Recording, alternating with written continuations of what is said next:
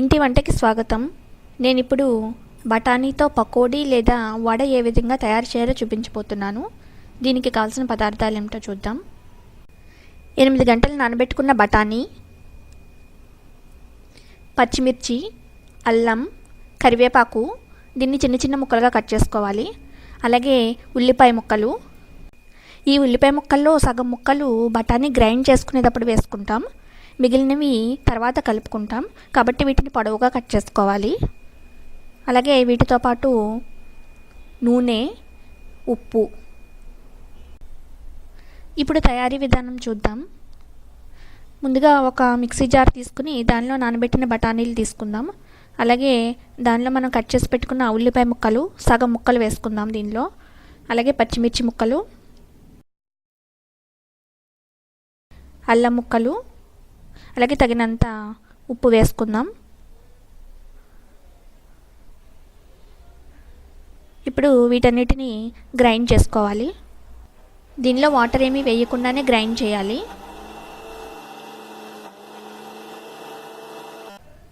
ఈ విధంగా గ్రైండ్ చేసుకున్నాం కదా, ఇప్పుడు దీన్ని ఒక బౌల్లోకి తీసుకుందాం.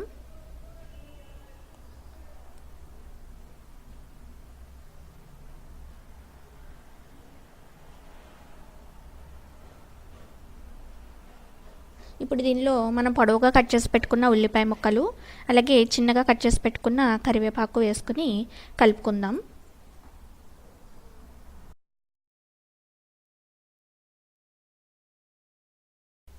ఇలా కలుపుకున్న తర్వాత స్టవ్ మీద డీప్ ఫ్రైకి సరిపడే ఆయిల్ పెట్టుకుందాం.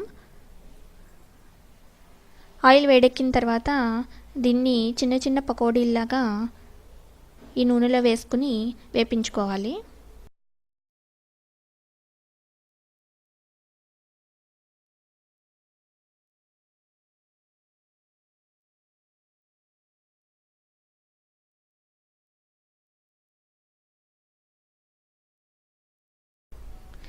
ఈ పకోడీ ఒకవైపు వేగిన తర్వాత వేరొక వైపును కూడా వేపించుకుందాం.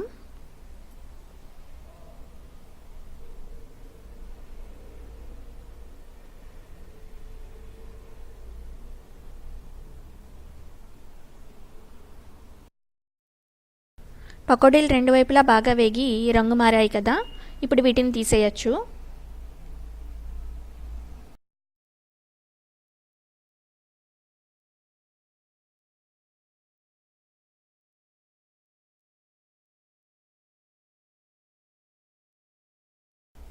ఇదే బఠానీ పిండితో పకోడీలానే కాకుండా వడల్లా కూడా వేసుకోవచ్చు. ఇప్పుడు ఇదే పిండిని చేత్తో ఈ విధంగా వడలాగా చేసి వేస్తున్నాను.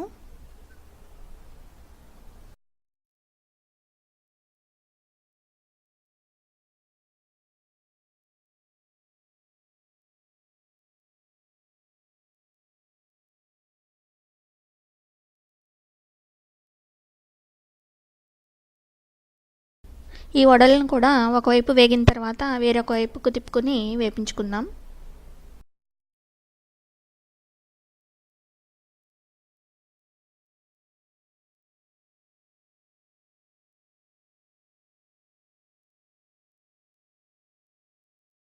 ఈ విధంగా రెండు వైపులా వడలు బాగా వేగాయి. ఇప్పుడు వీటిని వేరొక ప్లేట్లోకి తీసుకుందాం.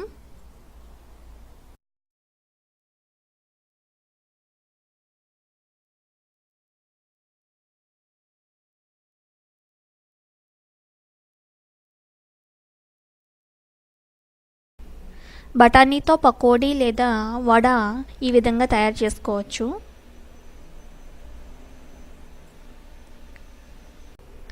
Thank you.